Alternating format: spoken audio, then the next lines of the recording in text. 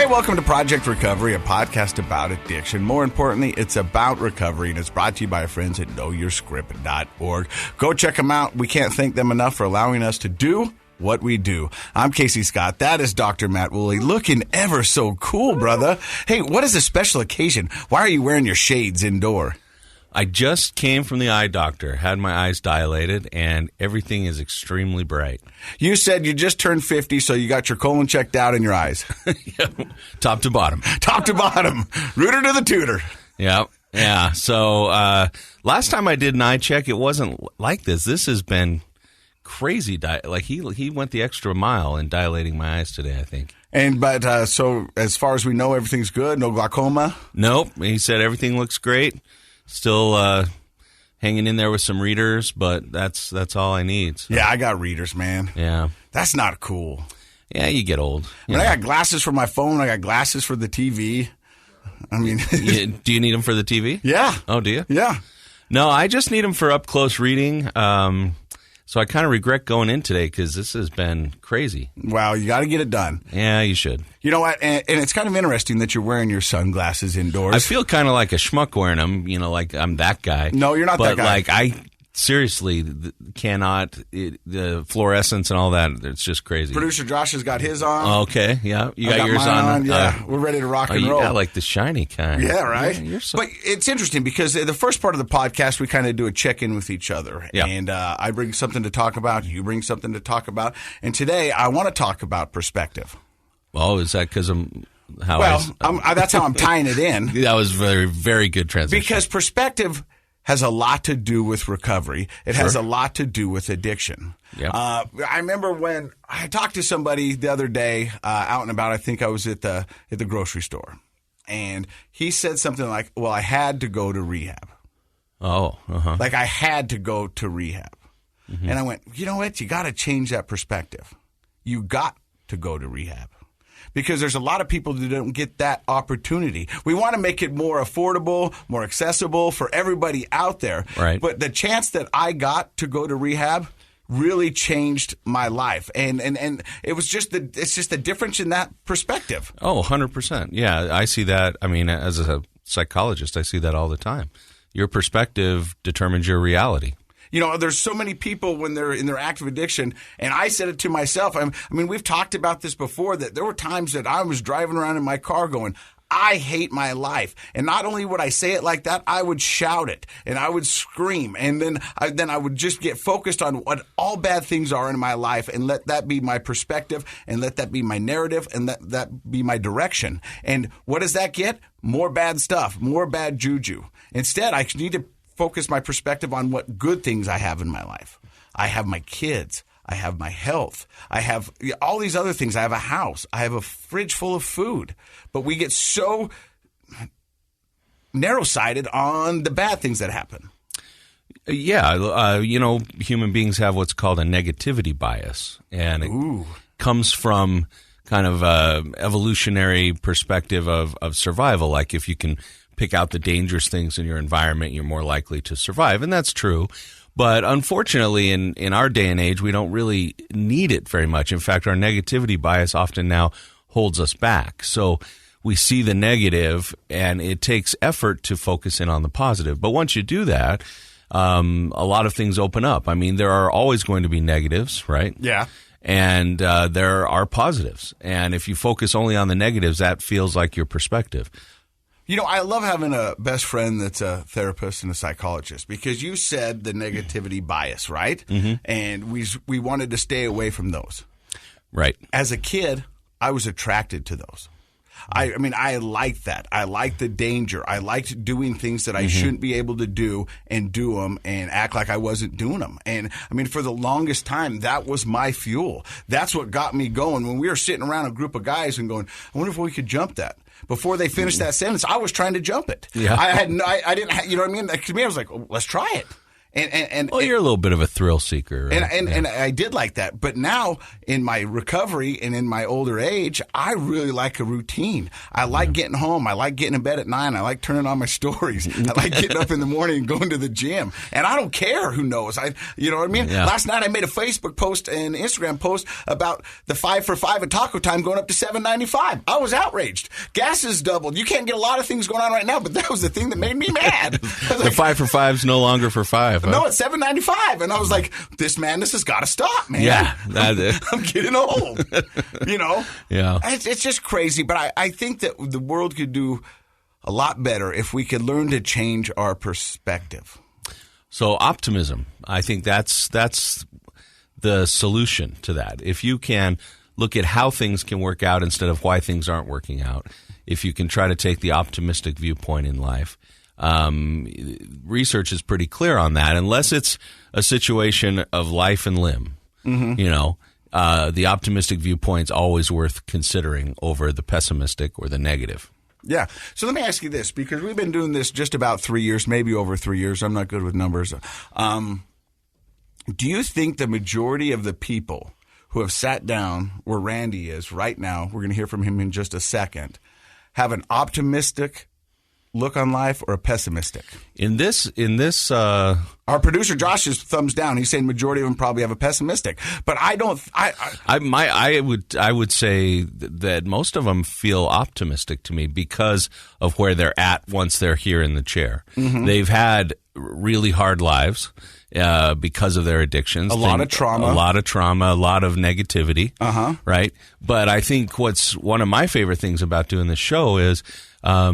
We have a little bit of a pattern. People come in, they talk about their backstory, their history with drugs and alcohol, and how they got sober. Throw a rock bottom in there. Yeah, a rock bottom. But then it always ends with all the great stuff they're doing. Rarely have we had somebody who isn't giving back to the community and doing positive things with their life now. And that's my favorite part of the show. And so to me, I feel like people have grasped optimism, and that's helped them in their recovery. You know, my Facebook and Instagram have been flooded lately of people who are dealing with substance abuse. It might be themselves, it might be loved ones, and they're asking me for help. And I always start out with, "I'm not a therapist. I'm not a doctor. I can just tell you what I know from what I know." But I always say this: one thing that you need to hold on to is hope.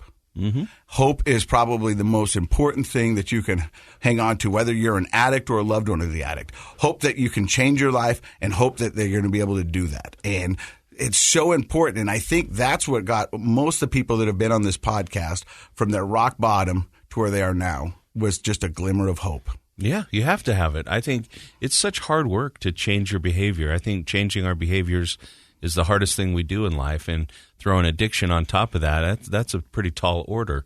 So you have to have hope in order to do that. And I think what's great about work, instead of trying to just do it yourself, people who will embrace a program, who will go to a recovery center, who will utilize skills after they leave that center, that helps you develop hope. I was talking to a young gentleman, I don't know how young he is, he's probably in his mid-40s, because he said, for the past 30 years, I've lived like this. And now I've got to change. So he's probably older than that. And I just was talking to him on the phone.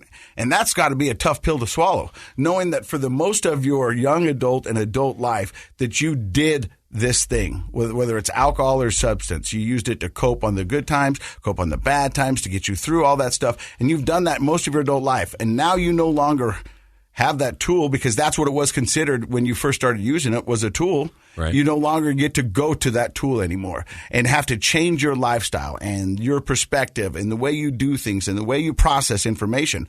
I mean, they say you can't teach an old dog new tricks, but you can. It's tough, and it's not easy. It just gets harder the older you get, and it's scary. Think about trying to, if you've lived life a certain way for 30 years and relied on something like alcohol, and then you try to do life without it. It's scary. So you have to have hope, and you have to have support. And that's what I think is great about this show, is being able to hear how people have done that. But that's the basic formula. And you think about it, too, and we're talking about just one man in his lifetime, but a lot of times we've had people sitting down over there that have done it for generations.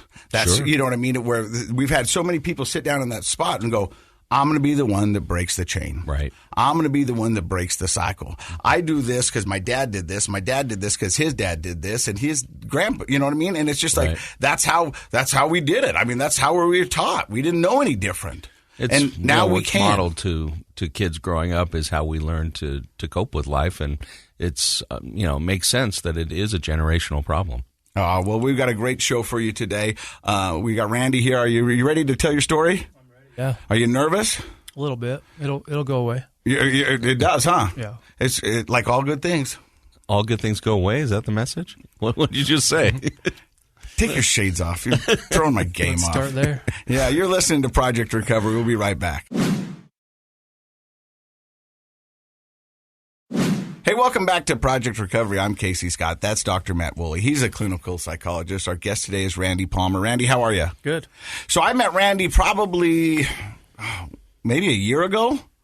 I was out doing a presentation in Tooele at the Utah State Extension School. Is that correct? That's right, yeah. And you came up to me, and we tried to get you on the podcast. I tried probably about 4 or 5 months ago. You said you were just going into surgery. Yeah. And you would change the surgery if I needed you to, because you really wanted to do this podcast. Yeah. And I said, don't do that. We'll get you on another time. And so graciously you've agreed, and you're back here, and we're excited to have you. Where does the story of Randy Palmer begin? Yeah, well, I mean, thanks for the timing is perfect for me right now. You know, you ask if people in this seat are pessimistic or optimistic.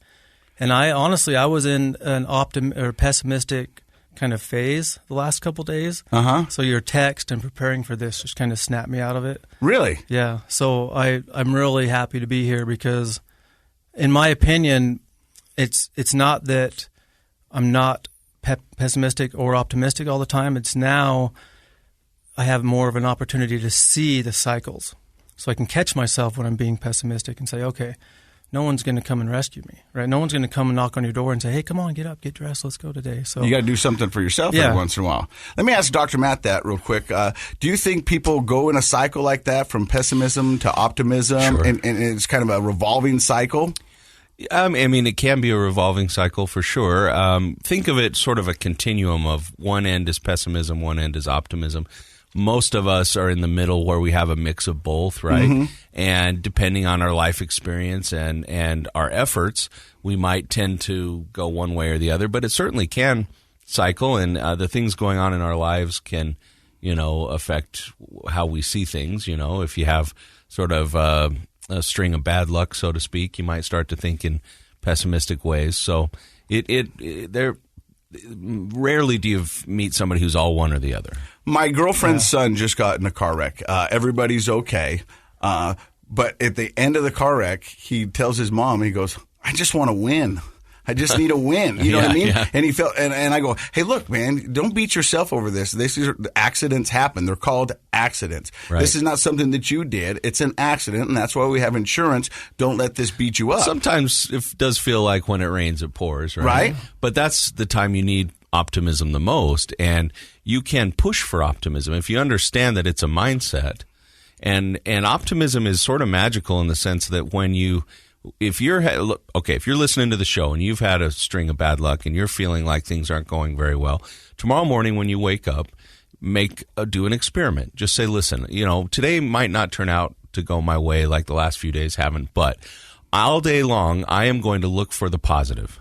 And I'm going to write it down in the notes in my phone. Every time I see something positive, whether it's something that I observe in someone else or in myself, and you will have a list by the end of the day that surprises you, I promise. I love that homework from Matt. Back to Randy. Randy, you say you had that revolving optimism, pessimism. I'm trying to get that out. It's okay. That was pretty close. It's a tough That was good. Yeah. Where do you start? Where did you grow up?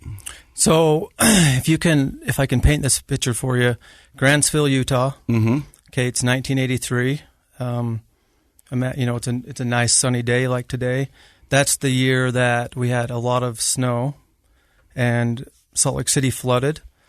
So if you can just kind of imagine this picture, this little small town, I'm a couple months old, but there's all this runoff coming through town and all this, excitement.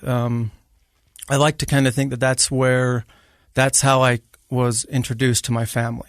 Mm-hmm. It's like my family was just really caught off guard, mostly because of the energy that I had. My dad, just from a young age, I always remember him telling me, "Hey, why you shaking? Why you moving? Hold still. You fidget too much. You have too much energy."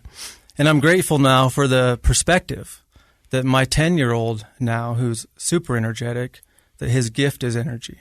And I tell him that every day, and I say it's the best gift because now you can develop any other gifts you want because you have this energy. So I like that. Yeah. So at the time, my mom, she did the best she could. It was a struggle for her entire life. She actually passed away in 2017. But she was adopted to a nice family there out in Urda. And my father owned a construction company. So I had 2 older brothers and 2 older sisters. You're the baby. I'm the baby. And from a young age, I think that's probably where I kind of took on this role of a nurturer. My mom would do the best she could to maintain these jobs and to take care of the family. My dad worked so much, and there's 5 kids at home. Now I have an understanding. I have 6. We just had our 6th. Congratulations. So yeah, I don't need a rush. Just walk in my kitchen. That's a rush. So from a young age, though, I remember being 3-4 years old, and my mom would get these migraines, and she would go to the doctor, and she would get shots, and she would pass out. And I was her little buddy. I was the one home during the day. So I'd go get her a drink of water. I'd get her pillow. I'd carry back to her bed. I'd make sure that she was good. And her depression was so, she had something there with loss and trauma that was not resolved, connected with her childhood, things I don't understand. But that was where I first realized that I can kind of help people and kind of drawn towards people that it seems like other people aren't paying attention to. Not that she didn't have any support. I felt like I could just see it differently even from a young age. So that's essentially, growing up, that was kind of my role. It was, everything else was just a normal, as a kid, you don't know. We're resilient, right? For the most part, my family was stable. We lived at the end of a little cul-de-sac. I have great memories of walking out the door in the morning as a little kid and hearing the irrigation sprinklers just chirping and the seagulls coming down. And my family was consistent. They weren't perfect, but my mom and dad were home every night. I like that description, consistent. Yeah. You know what I mean? Because I feel like that about mine. There were some ups and downs, but for the most part, it was consistent. My mom was home at night. There's food in the fridge. All the needs were taken care of. Consistency is one of the most important things for kids, actually. So the fact that you said your parents weren't perfect, but they were consistent. I think go for consistent if you're a parent. Yeah. Because perfect is impossible. It's impossible. Yeah. It's a fool's errand to try to be perfect. And what would that be anyway? And when it comes to parenting, so it sounds like a really idyllic childhood. What sorts of things did you like doing growing up? So my dad, he had a construction company, and he would get these jobs out on the Great Salt Lake working with the shrimpers. He'd be like grading the roads, and so he would take us out there with him sometimes, me and my buddies on our bicycles, and he would drop us off at 8 in the morning, and he would say, just ride that way, and you'll find me. And we would spend all day out there. Mm-hmm. These huge spiders and chasing rabbits and just stuff kids dream of, I liked that. I liked sports. As I told you guys earlier, I had an eye injury when I was younger. So growing up, I had a patch on my eye, and I had big, thick glasses. I didn't do well in school from a very early. I remember first, second grade, the teacher would move me next to somebody that I didn't know, and within 30 seconds, I would know them. And then they were now my new friend, right? And so I ended up, I look at it now, my perspective is I was labeled unnecessarily as not smart enough, I guess. There's a whole nother discussion there about the education system and everything. But well, did your vision? So I come in here today, going to get some sympathy. I come in here with my eye problems, and he's like, "Oh yeah, I've had like 20 eye surgeries." Yeah. I'm like, "Okay, well, there goes that." But did that have? I mean, to me, that would have a tremendous impact on your ability to learn as a kid, having vision issues. Yeah, it did, and it's interesting. I'm not a violent person at all. I've never wanted to fight. I've always been afraid to. I always arranged fights with my friends, and then I just kind of stood back and watched, which was great. Those are the guys that make all the money. Yeah. Don King in it. What's interesting about it is I must have got teased about it when I was younger. It's kind of like the kid that's overweight that then makes himself the butt of all the jokes just to deal with it, right? Mm-hmm. So I mean, as an adult, there was only one time where I feel like I almost lost control and almost like kind of blacked out anger, and it was when somebody made a comment about my eye during a basketball game. Oh. But I've been making comments about my eye my entire life. I mean, when you have a lazy eye, you know all the other kids that have lazy eyes, right? It's kind of a... It's a club. Yeah. So it sounds like your childhood was pretty normal. You said it was consistent. When did you start partying, if you will? When do you think that became an introduction to you? Yeah, so my thing was, people always ask about addiction. I'm always wondering, well, what was first? What was underneath it, right? Yeah. For me, it was most likely a lack of self-confidence. I started to get into like situations where when I was younger, I was the class clown. But as I started to get older, like 10, 11, 12 years old, I started finding myself in these situations where I'd get really nervous. Mm-hmm. And I didn't want to talk. I didn't want to read in class. I didn't want to go places. And that eventually, I was asked to, in the Latter-day Saint Church, there's an ordinance where you bless the sacrament. Mm-hmm. And at 16 years old, I was asked to do that in front of 200 or 300 people. At least that's my perspective, right? It might have only been 70. Yeah. Either way, to a 16-year-old kid who had started to have moments where I was just kind of uncomfortable and I didn't really understand it. And that wasn't the first time it had happened, but this was the first time that it, like the flip switched. And I had a full-on anxiety attack right there during this ordinance. During sacrament. And I remember just wanting to get out of that situation so bad, wanting to flight. But my brother was the one that was there with me, and he was bigger and stronger than me. And he's actually the one that volunteered me and said, I'll do it. So I just remember that moment, they just, you got to do it again. You got to do it again. You got to do it again. Because for the listeners who may not have gone to an LDS sacrament meeting, church service, you have to say the prayer exactly the way it's printed. And if you don't say it exactly right, you have to repeat it. You have to read it. So there's a lot of pressure for kids. Yeah. And even though I couldn't finish it it took me 5 or 6 times, I finally got through it, and they probably just gave up and had mercy, and it's like, he's done. Mm-hmm. Which, I have a whole another perspective on that now. But I walked out of the church that day thinking, never again will I ever feel like that. And then that became my drug, was avoiding people, places, and things where I would be put on the spot. And that essentially I became a victim to that, and that controlled my life. So you had a panic attack, years. And that kind of kicked off some pretty intense social anxiety. Yeah. Which is a very common pattern. Yeah. Happens a lot. So now you guys can see where this goes. You've heard enough stories with people in recovery. I get my wisdom teeth out. Mm-hmm.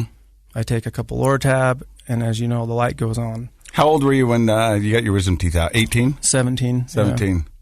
And they gave you some Lortabs. You tried them, prescribed by the doctor. Yep. And we've had a lot of people, and I'm interested to hear what you say on this. The first time you took it, what were your feelings and your thoughts? Oh, I'm fixed. The anxiety is gone. Where's a podium and a microphone? Because I have a lot to say. It's a 180, isn't it? Absolutely. Like that anxiety feeling. And if you have ever had anxiety, I've had panic attacks a few times in my life. I've had them a dozen. Yeah, and it's miserable. And an anxious person walks around with a tension that you don't even realize is always there, to the degree that it's there until it's gone. And that is just, I've had people describe that as, you take a pill and it's like a wave just kind of goes over you and you feel born again. It's amazing, right? Yeah. So you got it from your wisdom teeth being pulled out.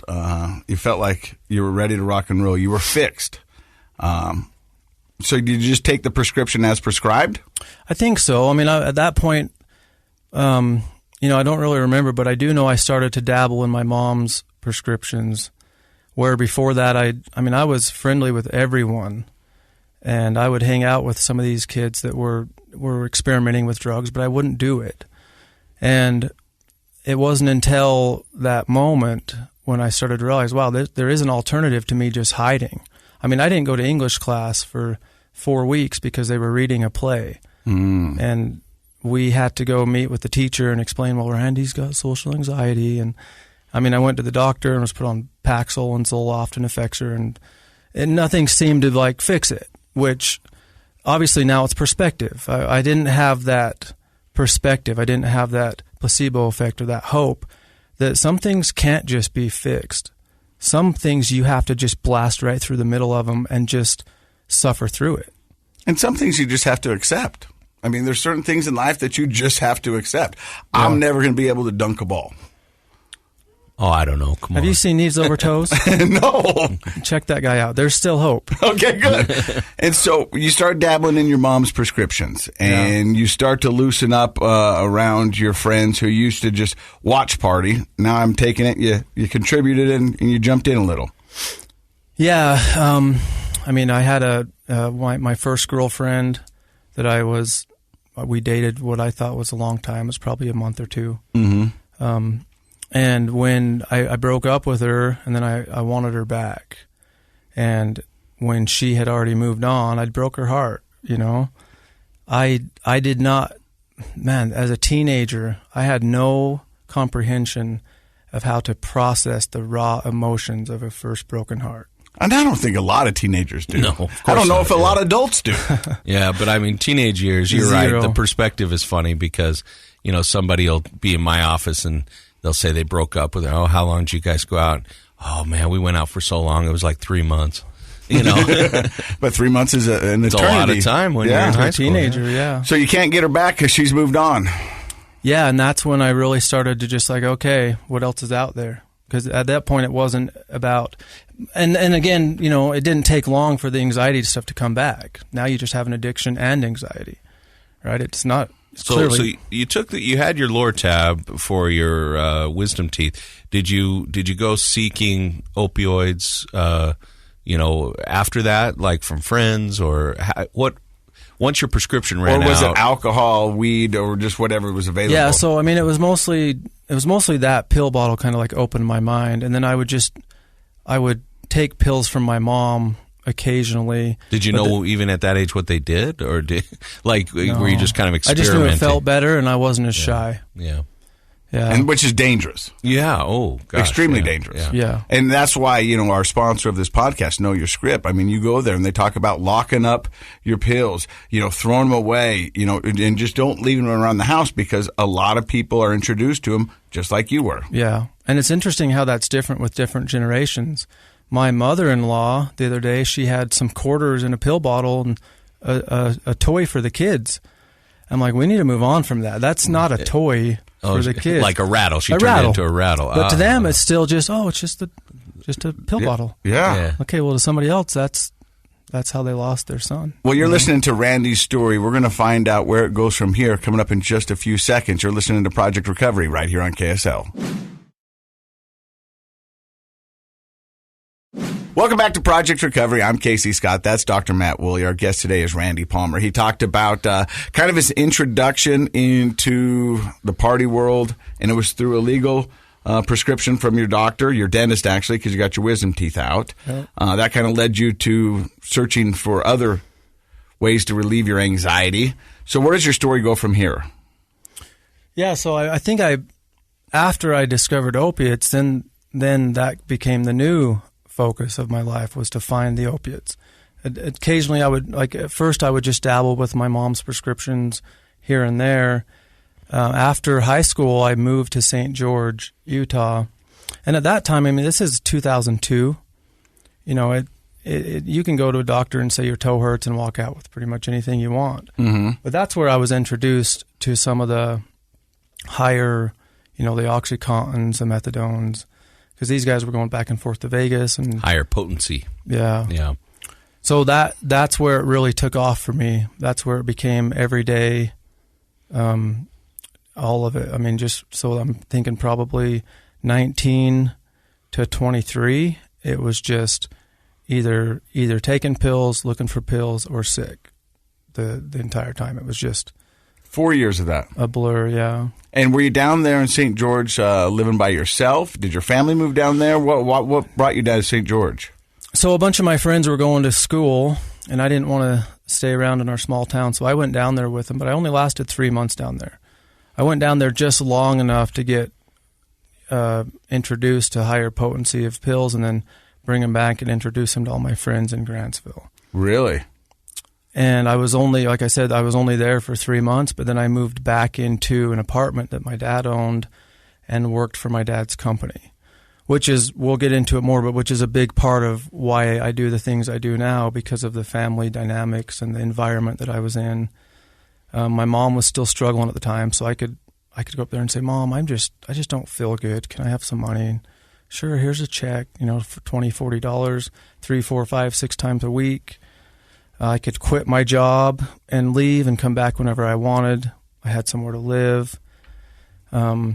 So at that point, it was just basically me living in this comfort bubble, trying to stay high and stay out of jail and not be sick, and wasting time. Because it was your dad's company, and it sounds like Mom's generosity, you could sort of just work enough to feed your habit, it sounds like. Yeah, I mean, I don't know what it's like for someone else, and that maybe not be as in that situation.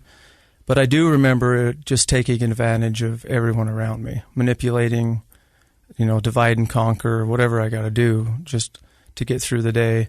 And I remember my family being really confused about what to do. Yeah, because, how do you explain your sabbatical to your dad, your constant need for money to your mom? At some point, they're going to go, hey, what's going on? Did they? Yeah, I remember, you hide it for a while. Oh, we become master manipulators, for sure. Yeah. I remember the first time I had a friend say, hey, your brother asked me if you do drugs.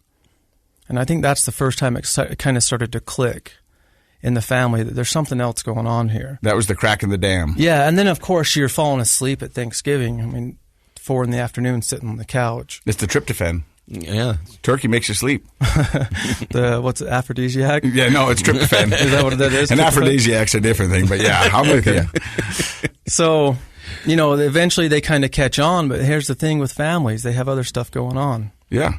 Right? It takes, when I look back and I think about my mom and my dad and everything they were doing, they were consistent, but that doesn't mean that there were things on their to-do list for the nurturing of their children that just simply weren't getting done. Mm-hmm. You got to prioritize. And families have styles. Some families are very confrontational. They call you out on every little thing. That's my family. Yeah. Why are you wearing that? Where'd you get that? What are you doing? Yeah. And other families are the opposite, where they really hesitate to challenge each other very much. Can you describe, was your family sort of doing their own thing, or? Yeah, I think it was a situation where they just didn't understand. They just didn't understand how serious it is. And nobody else in the family maybe had. Well, I'm curious about your mom struggling with depression, having migraines. Do you feel like she had become dependent on any of her pills? Absolutely. And did the family see that as a problem, or did they not? It was again, a lot of what I've seen with a lot of families dynamics is, yes, they saw it as a problem, but we just accepted it as life. Mm-hmm. We just accepted it as, well, it's a little bit embarrassing when the ambulance comes to our house, but other than that. The ambulance comes on a regular basis? No, just a couple times, maybe once, 2 or 3 times over the course of 5 years. But in a small town, that's big news. Yeah, and it's embarrassing as a kid when you come home from school and your mom's passed out and you got to ask your friends to go home and you got to take care of her. Yeah. But we had, and this is something that, we may get into it a little bit later, but it's something that I feel like my mom would have been responsive to what I do now. Oh. And that we, in a way, abandoned her. And I don't know how my family would feel about that, but looking back, she was just crying out for help. And she eventually did go to the House of Hope and got and got clean and sober a few months after I did, once I kind of showed her the path. Oh, right. So your brother asks your friend if you're on drugs. You sense that people are starting to wise up to what you're doing and what's going on. How long does that go on for? A couple years. Again, they didn't understand.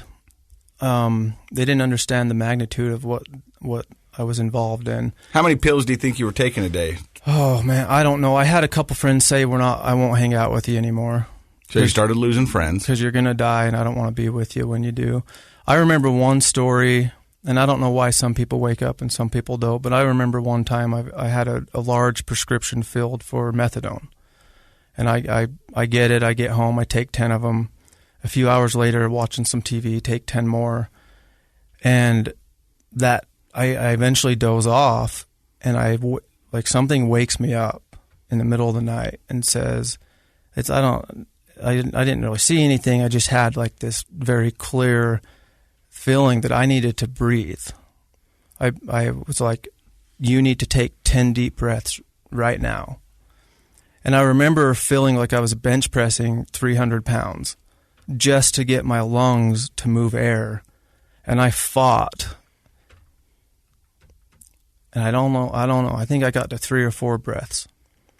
And then the next morning I woke up and for about 10 seconds, I thought, wow, that was kind of scary. But where's my bottle? Where's the pill bottle? And so it wasn't scary enough to really slow you down? No. And, I mean, everything that would come next, right? The withdrawals, the having to be honest, having to confront everything I'd been avoiding, that was scarier than just taking a few more pills in the moment. So at this point, you're how old? 22. 22 years old. Did you ever get a girlfriend after the one you broke her heart? Yeah. There was a couple short relationships in there, but nothing serious.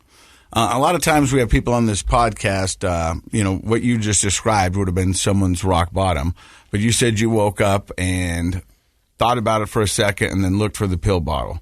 Where does your rock bottom begin? So I don't know how the doctor feels about this, but I feel like I started to grow out of my addiction. Like I looked around me and for some reason I started to develop a little bit of insight or wisdom where I could look at people who were doing things differently than me and their quality of life and what they had, be like, wow. And then I would compare it to people that are older than me doing the same things I was doing. I was like, okay, I can see a difference here.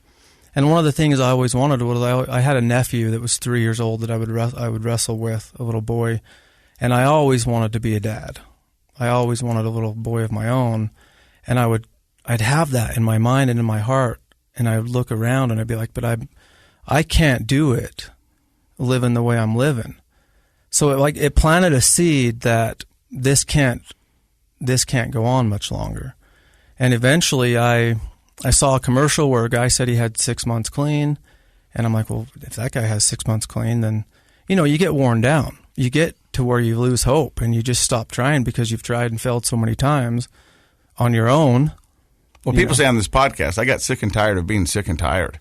I just was so done with it. Well, and you were benefiting from insight, it sounds like, which is the goal of any kind of therapy, whether it's, your own perspective or somebody helps you receive it.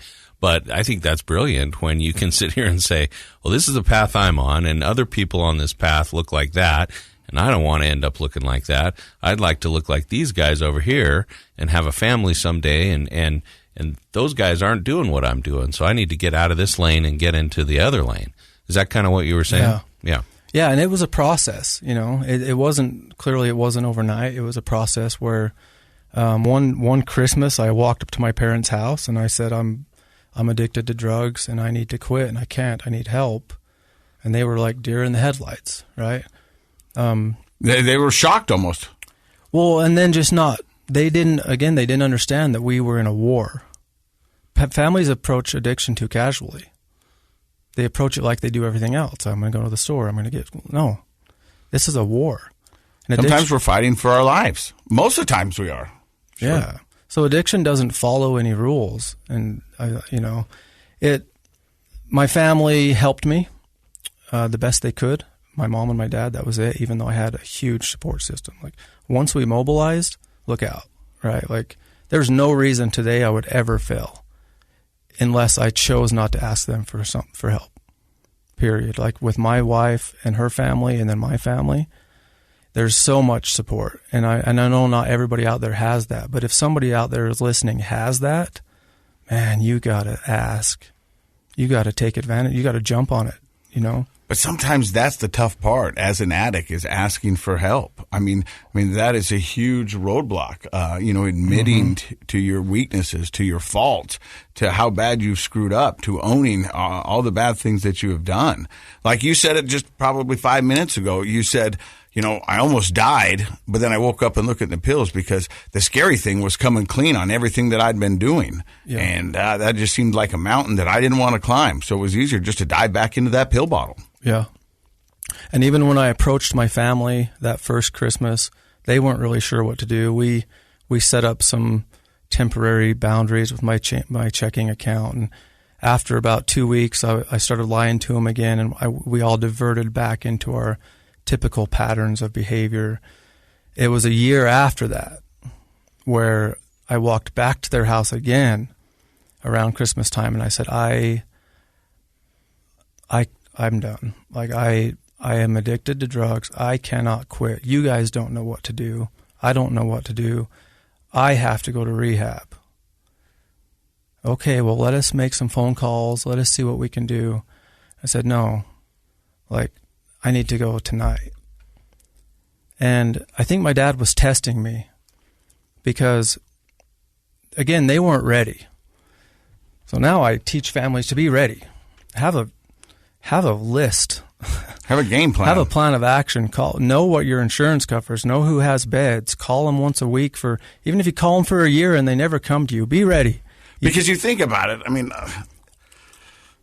when the addict wants help, it seems like it's a spur of the moment, I want help. But chances are there's been 3 months, 4 months, years up to that where there's something not going on, which could have been a good time to find out and gather that information. But we don't know what to do. We don't know how to admit it. We don't know what's going on. So, for what you do as a business, that's amazing. So that night you go down and you go, I need to go tonight. Did you go that night? Yeah, so they didn't take me serious. I didn't feel like they were matching my intensity. So they're like, well, how are we going to pay for it? On and on and on. So I actually left their house and I walked to my bishop's house. And I told him, I said, I need to go to rehab. I need to quit drugs. I can't on my own. My parents don't know what to do, but I'm not letting this moment pass. Like, we have to capture it now because I don't trust myself tomorrow. Had something, what caused this urgency? That's pretty impressive. Most of the folks we have on the show, I don't know that they've described it quite like that, Casey, where you knew you had to go right then and nothing was going to stop you. Where did that energy come from, do you think? I think it came from just observing the world around me and realizing that it was time for me to shut up and it was time for me to listen. And I didn't care. I didn't care at that point about my reputation. I didn't care about money. I didn't care about status. I didn't care about the shame it would bring to my family. I didn't care about anything. I said, it's all going away. I don't care. Whatever I have to do, I'm going to do it. If they ask me to do this, I'm going to do it 5 times more because I had just tried everything on my own. And we're going to find out what he did. You're listening to Randy's story right here on Project Recovery. Stick around. And welcome back to Project Recovery. I'm Casey Scott, Dr. Matt Woolley. Randy Palmer checks himself into rehab. Where do you go?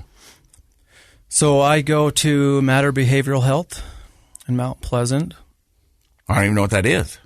It's an inpatient rehab. Okay. Yeah. It was divine intervention. My dad found the place.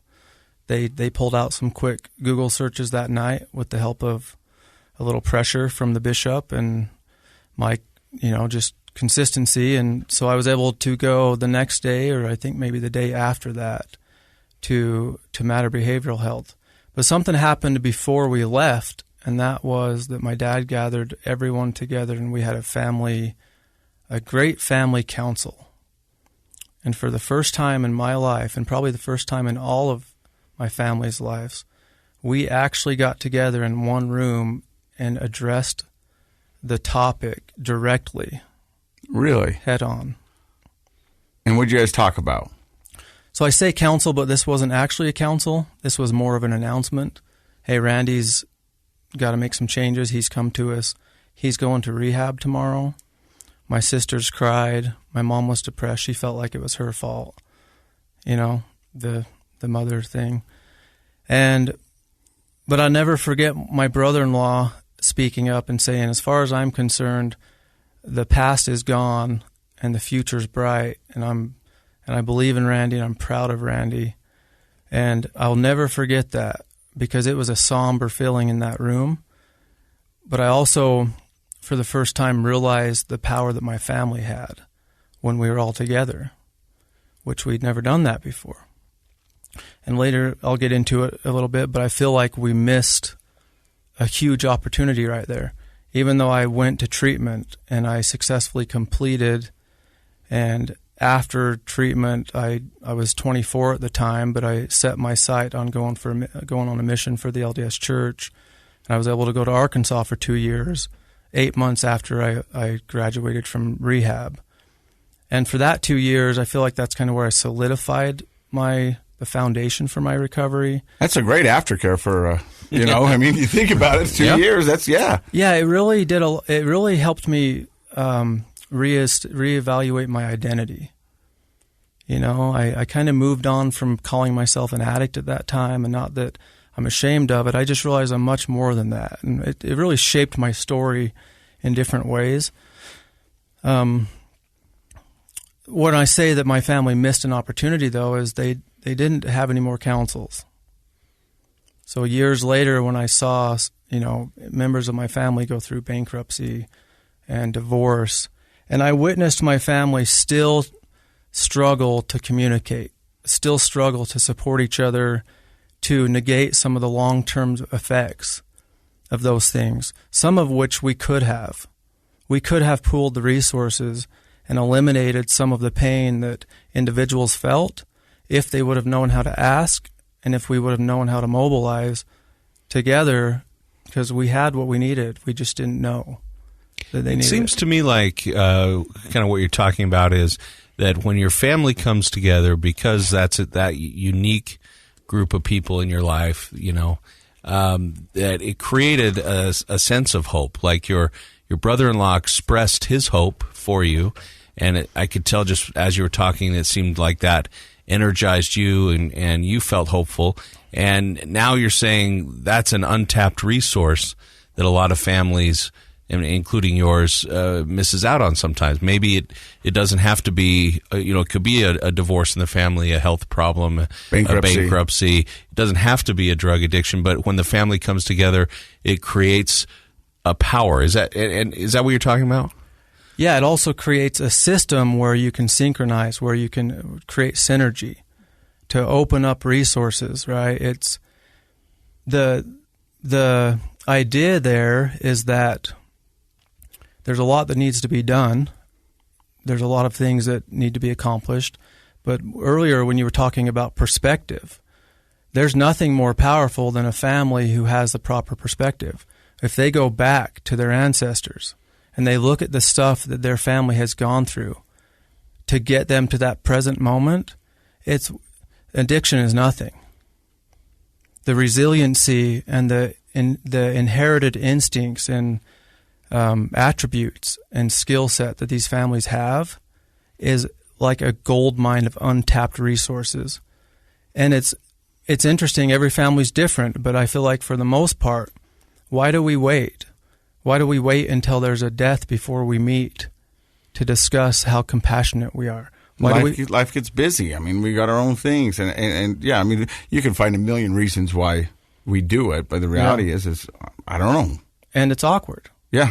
It breaks social norms, right? It's not normal to gather together and to directly discuss some of these things and mobilize to resolve them, or to at least put the family in a position where they can support each other while the timing has to play itself out for these people to act if they're going to. So when I say our family missed an opportunity, it's not that we didn't do the good things. I just feel like families now that are listening to this, they still have an opportunity to mobilize. They don't have to make the same mistakes that I did. So you get back from your mission, you're 2 years and 8 months sober, right? Because you said you went 8 months after you graduated. Yeah. 2 years on mission. Good job on the math there, buddy. Thank you, brother. Yeah. Do you stay clean? Yeah. I've had a couple relapses over the years. Again, surgeries or whatever. I have never bought anything illegally or traded or done anything like that. It's just something, it's that gray area where I'm getting surgery. Should I get prescription or not? And then you do, and you take too many, and then it's gone, and back to life, right? So, yeah. So that's why it's important, like with our sponsor, KnowYourScript.org, is to have those conversations with your doctor, and maybe that's something that you should be able to do, and we want everybody to do that. But then you find the missus, right? Because you said you got 6 kids. Yeah. So when I got back from Arkansas, I was 26, 27 years old, right around there. We actually knew each other before, so we had been riding. And when I got back from Arkansas, I always wanted to start a rehab, but I kind of evaluated it like I wanted to get away from the brick and mortar, and I had all these dreams and these hopes to do things. And when we got married and we had our first son, that instinct just kind of kicked in. And I had a friend that was in the trucking industry in North Dakota. So I moved to North Dakota, moved my family up there, my wife and my first son, in 2011. And we spent 7 years up there in the trucking industry hauling oil into Canada. But it was at that time, I remember I drove for a guy, and then I bought a truck, and I drove my own truck. And this was during the oil boom in North Dakota. Yeah. And I remember my first check was $42,000 for 30 days of work. Wow. That's pretty good. It's an oil boom. There's a reason these guys travel all around the world chasing this stuff, right? But here's what happened to me. I looked at it and I thought, so what? I'm sitting in a seat all day, stuck inside 4 glass windows. My thoughts are just bouncing off, shattering around that cab. My quality of life was horrible. I was sitting in this truck driving. I knew that I knew I was being called back into working with people, and I just kind of made up my mind right there that I'm not going to stay here, just like I did when I'm like, well, I got to go to rehab, whatever I've got to do to get out of that. So I started to research. I started to listen to podcasts and take notes every day, just workbooks and worksheets full of information, just as a whole, looking at what's out there, what's working, what's not, what's missing, and I kept coming back to the family involvement and the foundation of all recovery. And it doesn't have to be a family. It can be coworkers, friends. But for the sake of the conversation, I just kept coming back to the family involvement.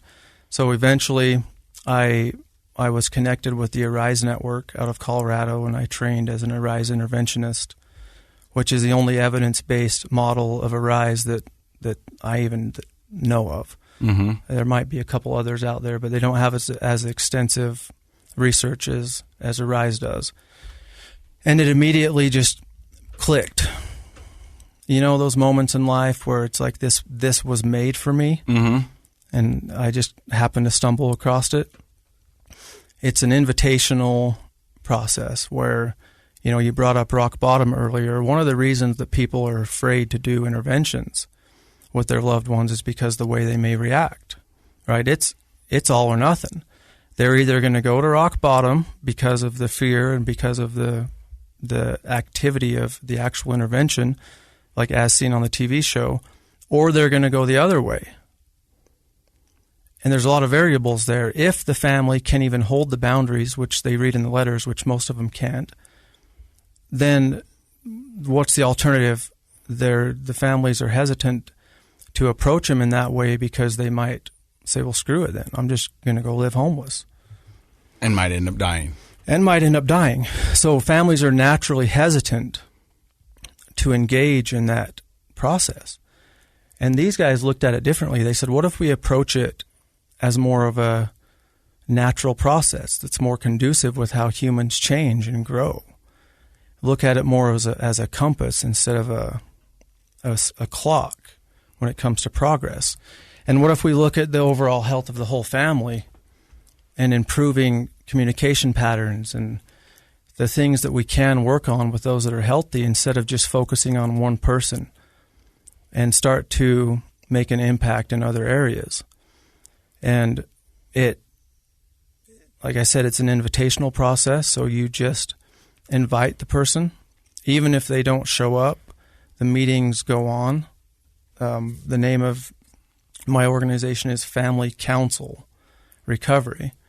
And you basically establish a pattern of counseling together while strategically shifting the family perspective to a place of power, while delegating things that need to be done throughout the group so that one or two people don't get completely burnt out and just give up, while strategically implementing recovery plans. Hey, let's try to get sober. Or we haven't seen this person for 6 weeks, but we've been meeting. What was the last thing they said when you talked to them? Who's going to take them to lunch this week? Do they have a cell phone? So the family can start to reach out to them at whatever phase they're in, whether they're homeless on the streets or they're living in the basement or they just got out of rehab a year ago. The family counsel process, to me, is the foundation that all other recovery should be built upon. I love it. I mean, that's amazing. Well, you're creating or magnifying the natural support system, I think, of a family. And like you said, maybe for some people it's not their biological family, but it's their support system that's there and available to them. So I like that. I think the thing that kind of comes to my mind, Casey, is so many people come in here and they talk about how during their addiction and even during their process of recovery, sometimes they feel alone. Oh, yeah. And it sounds like, this is a great way to remedy that. We can do so much when we feel supported and we don't feel alone. And it makes perfect sense to me. I mean, in my addiction and my recovery, that pre-contemplation happened for probably years. Sure. You know what I mean? That I was like, I got to do something. And I tried to do it and it failed, on your own, trying to do things on your own. Yeah, you know what I mean? But if I had had the support, but sometimes that's what's so hard about that the typical intervention is it's that hard line. Mm-hmm. It's all or nothing. And I think you're 100% right. When most people, what they write in their letters, are they going to stick to it? No, probably not. I mean, it's tough. I think they want to, and I think the intent's there. But when it comes down to it, we're master manipulators, and there is an emotional part to it, and you are the loved ones, and so you do what you can. And sometimes it's not the right thing, but you don't know what to do. Yeah. Yeah, it's much more, and just look at how would we want to be approached about making a change. This process, I'll work with a family for 6 months or a year, and we'll start really gentle. Hey, we just want you to come to a meeting, and we're not going to just focus on you. We're going to talk about the whole family. The whole family system. Because it is a family disease, and we've heard that over and over on this podcast that, there's a lot of things that go into one person's addiction. It was my choice to drink, but there was other stuff, in my area, in my thought process that I was trying to fix and mandate and do whatever I can, and the whole family could heal. That's what the whole goal is, right? Right. And generally speaking, I feel like families, they're not comprehending, they're not understanding how much power they actually have, the influence that they actually have when it's approached in the right way with patience. Now, that doesn't mean we can control the timing, but we're being influenced so much, even in active addiction. Studies show that someone in active addiction has like 60% more daily contact with their parents than somebody who's not. Right? There's a lot going on here, and I have a hard time with what's spread out there that this saying that there's nothing you can do until they hit rock bottom. I agree with the principle behind the term rock bottom, but everything else that goes with that saying, throw it out the window. There is so much that families can do, and that's what I really wanted to do here when I took the principles of the Arise Network and put it into what I call the 6 steps, was to help families basically guide them from the very beginning steps. Because all this sounds great, but at the end of the day, if I think about it with my own family, am I going to go home today and talk to my dad about our inheritance and invite all my brothers and sisters? No, it's going to be awkward. But when the trustee's there, it's a little different, right? So to take them through a process of reaching out to their loved one, inviting them and who to invite and how to invite them. And then once they meet, I'll come to their house. I'll meet with them on Zoom. We'll set up a regular meeting. I'll start to kind of wean myself out where then they start meeting on their own. And through that whole process, success doesn't mean that their loved one is clean, guaranteed. I know that's why they're calling, but that's not what success looks like now. Now we're redefining success and the target objectives. What other improvements have been made within the family? In my family, addiction was a gift. Like, my addiction came into my family as a gift to teach us some things, to teach us how to better communicate, to teach us how to unite, to teach us how to support each other, to teach us, albeit temporarily, how to break social norms and do things differently out of necessity. So as people take advantage of the opportunities, if there's somebody out there that has a large family and they can still function, I mean, come on, guys, you can eat turkey together at Thanksgiving. You can communicate and establish a pattern of helping your loved one. And we're also ready. So at that point, when they, over time, and we're talking years, strategically planning the messaging, having resources, helping people to begin to set boundaries. At least we're establishing some type of a connection to the addict's brain that, there is a connection between my behavior and the consequences. And generations will benefit from this. That's amazing. Thank you, Randy, for stopping by. If people want more information about everything that you do, where do they go? So my website is familycounselrecovery.com, and it's counsel, COUNCIL. It's a counsel, basically, facilitate counsels with the meeting. They can watch my TikTok videos at Randy Palmer 45. And I guess, is it okay to give my cell phone number? Sure. You can text me too at 435-241-1042. So, Randy, it was so great to hear your story and what you're doing in the recovery world. You said it when we began the podcast, Dr. Matt. It's always great to hear what they're doing after their addiction. And Randy's doing some amazing things. I love it. I love the optimism. Thank you. Yeah. I love it, and I love that you stopped by and listened to another episode of Project Recovery right here on KSL.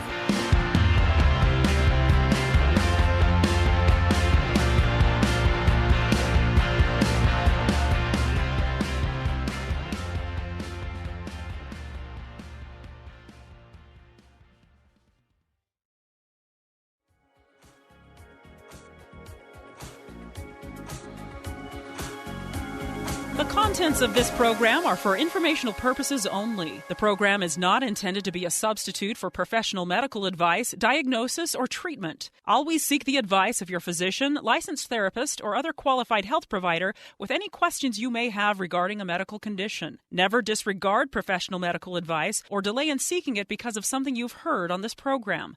KSL does not recommend or endorse any specific tests, physicians, products, procedures, opinions, or other information that may be mentioned on the program. Reliance on any information provided on the program is solely at your own risk.